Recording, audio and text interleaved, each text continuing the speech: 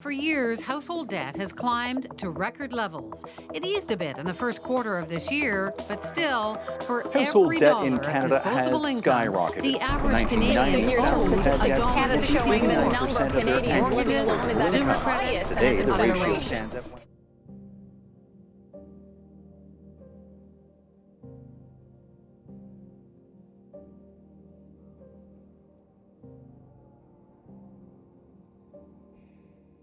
Let's discuss debt. And if you're currently carrying on self-exploration somewhere inside the borders of here, you most likely know about the ridiculous amounts of debt Canadians are carrying on. The debt levels in our country have hit new records every single year without fail. Now, before we go into conspiracy theories about the Rothschilds, fractional reserve banking, and how gold is the only currency, no one took a gun to anyone's head to take out these loans, credit cards, and million-dollar mortgages for a one-bedroom bungalow in Vancouver. However, we can't solely blame individuals, especially when our governments are overspending by billions and young Canadians are entering the job force thousands of dollars in debt. As a society, we now owe $2.1 trillion just for our personal consumer debts. This doesn't happen from just poor financial choices, but rather speaks to a larger issue, and this is what we'll be looking into in this series. Debt and its influence in our economy serve the very practical purpose to assist someone in investing in their future. Just how it's financially better to take out a loan to buy a new car rather than deal with the economic consequences and the headaches of an old, unreliable one. In the old days, getting a loan was a very pragmatic, seldom advertised service where you would borrow only to buy a home or invest in your business. It was unheard of to take out a line of credit to buy a new boat or new tires after you hit multiple potholes driving to get $1 McDonald's coffee. That was something that you avoided, and if you were in debt, you were ashamed to have to owe someone money. And being debt-free was the default state for most people. Thanks to consumerism and the undertones of wealth inequality and the need for an ever-growing economy no matter what, this has given way to a debt-to-income ratio of $1.1 for every dollar of disposable income, which is yet another record. However, this isn't solely isolated to Canada, and debt is a systemic issue across the developed world, and has largely been accepted as the way it is.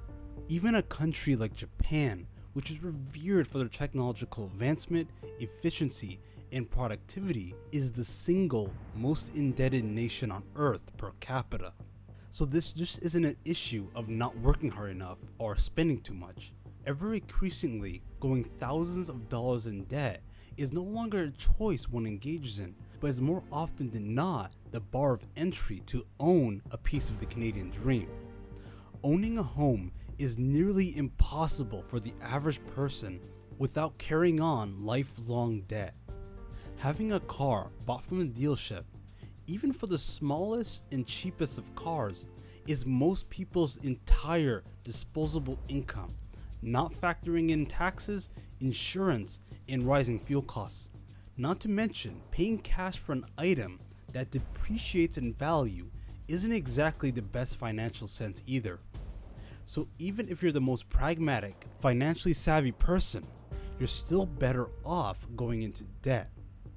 If you ever want to earn a decent income, you most likely need to gain higher education, which means borrowing thousands of dollars for degrees for jobs that require a university education. These jobs pay so much more in the long run for a 30+ year career. That means the cost of piling on the debt is almost negligible. It is arguable that one can avoid debt and still live a full and satisfying life. However, this is obviously not the most sensible choice, and there's no reason for a physically responsible person to avoid debt. In this era of low interest rates, you almost have everything to benefit, and the only positive upside from not having any debt is just some title saying that you don't owe anybody money, which isn't exactly something you can plaster on your dating profile.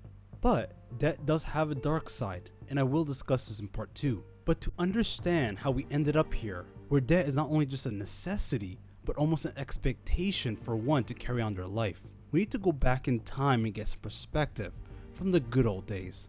You see, back in the good old days of tobacco commercials and Elvis Presley, the economy of the Western world was booming. Post-war industry was on the rise, and people often lived well, exactly on what they earned with no need for credit. Typically, homes were cheap enough for the average worker to save up for a few years before they can own their own home in cash. Cars were bought without a loan, and there were no mentions of interest rate promos or 84-month leases or any sort of nonsense like that. You were expected to walk into a branch and just buy the car with the money you saved up. Because believe it or not, average person was willing to save money and could pretty comfortably afford a car without going into debt. Credit cards essentially looked like this and weren't seen as a viable method of payment, but rather a loan document, which were used strictly on emergencies or appropriate expenses where cash or check may not be an option, and it was always paid off in time. But you see, this wasn't good enough for the large banks at the time. With barely anyone carrying on debt and quickly paying it off if they did, you can see how this wasn't making the banks any money at all. So they contrived a new plan to promote loans not as a way of purchasing things you can already afford, but rather to step up to something much bigger and much better without having to save up extra money. If you want to buy a house for say $10,000, the bank wouldn't just loan you the $10,000, but rather they would offer you a loan for $50,000, and the $10,000 you have saved up would simply be a down payment.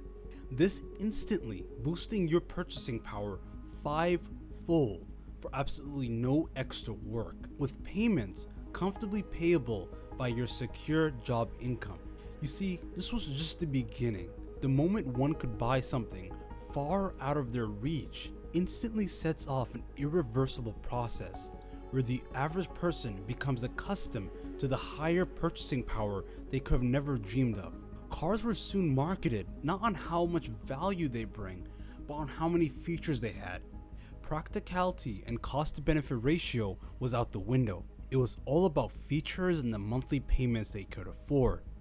Why worry about the price when the month-to-month cost is barely 15% of your monthly income, allowing you to buy a car that's twice as expensive for the same amount of money?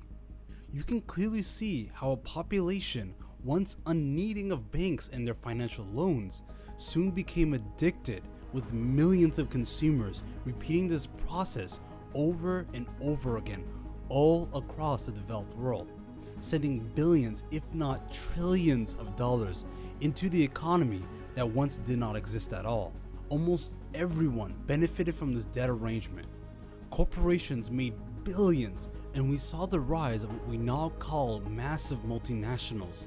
There was so much money flowing around the economy that the cost of our homes that we bought on credit would double in the mere years. Governments were earning billions of dollars in new tax revenue from extra sales and earnings that would have otherwise not have existed, and not to mention the consumers who could drastically increase their standard of living today by subtracting it from their income of tomorrow. What was there not to love? With so many citizens embracing debt and with the stigma of being indebted gone, the amount of money in circulation soon skyrocketed. And as anyone who understands economics, where there's more money, there's inflation. And soon, the inflation rate hit a record rate of 14% per year. And with the debt party plateauing in the 80s,